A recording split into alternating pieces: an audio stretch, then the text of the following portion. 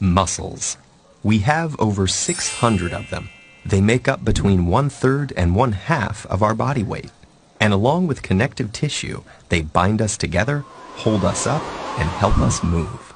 And whether or not bodybuilding is your hobby, muscles need your constant attention because the way you treat them on a daily basis determines whether they will wither or grow. Say you're standing in front of a door, ready to pull it open. Your brain and muscles are perfectly poised to help you achieve this goal.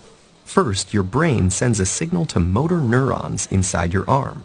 When they receive this message, they fire, causing muscles to contract and relax, which pull on the bones in your arm and generate the needed movement. The bigger the challenge becomes, the bigger the brain's signal grows, and the more motor units it rallies to help you achieve your task. But what if the door is made of solid iron? At this point, your arm muscles alone won't be able to generate enough tension to pull it open, so your brain appeals to other muscles for help. You plant your feet, tighten your belly, and tense your back, generating enough force to yank it open. Your nervous system has just leveraged the resources you already have, other muscles, to meet the demand. While all this is happening, your muscle fibers undergo another kind of cellular change. As you expose them to stress, they experience microscopic damage, which in this context is a good thing. In response, the injured cells release inflammatory molecules called cytokines that activate the immune system to repair the injury. This is when the muscle-building magic happens. The greater the damage to the muscle tissue, the more your body will need to repair itself.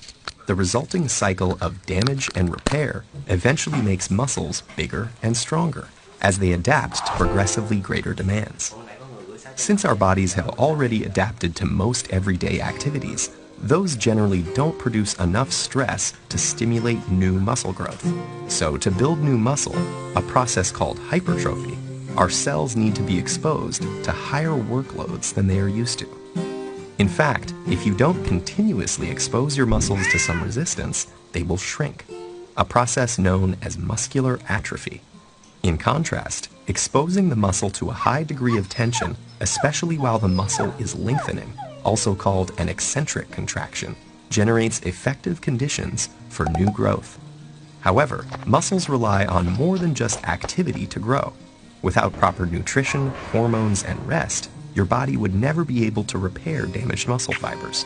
Protein in our diet preserves muscle mass by providing the building blocks for new tissue in the form of amino acids.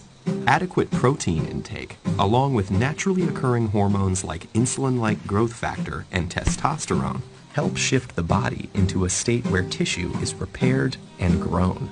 This vital repair process mainly occurs when we're resting, especially at night while sleeping.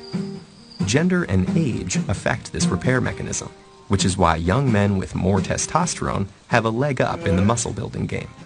Genetic factors also play a role in one's ability to grow muscle. Some people have more robust immune reactions to muscle damage and are better able to repair and replace damaged muscle fibers, increasing their muscle building potential. The body responds to the demands you place on it.